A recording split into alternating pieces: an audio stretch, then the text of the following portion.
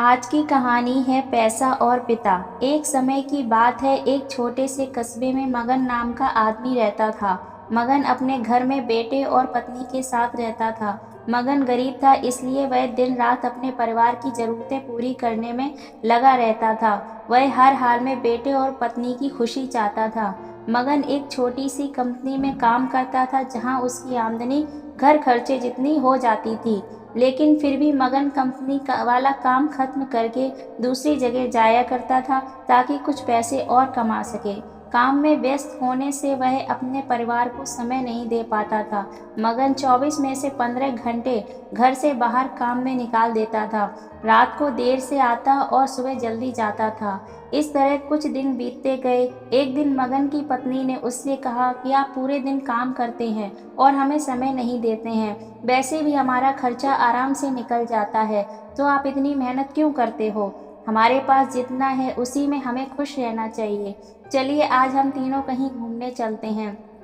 तब मगन कहता है कि बस कुछ समय मुझे और मेहनत करने दो, फिर आराम ही आराम है। इस तरह मेहनत करने में लगा रहता है। उसका बेटा भी उससे अक्सर कहता रहता था कि पापा आप मेरे साथ खेलो, बैठो, मुझसे बातें करो। लेकिन मगन हमेशा काम के लिए कहकर कभी उसे समय नहीं दे पाता था। कुछ समय और बीता। अब मगन की किस्मत चमकी। मगन की नौकरी जिस कंपनी में थी, अब उसका मालिक मगन को मैनेजर बना देता है, क्योंकि मगन काफी समय से वहां काम करता था और वह मालिक का विश्वास पात्र बन गया था।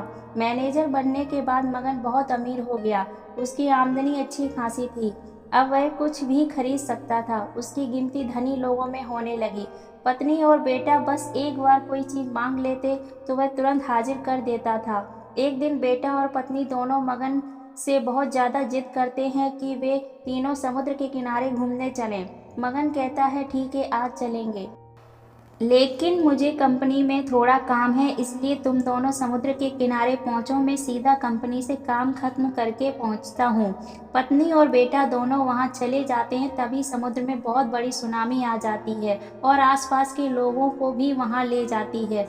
पत्नी और बेटा दोनों पानी में बह गए। जब मगन वहां पहुंचता है तो ऐसी हालत देख घबरा जाता है और उसने हर जगह देखा, लेकिन सब कुछ नष्ट हो चुका था।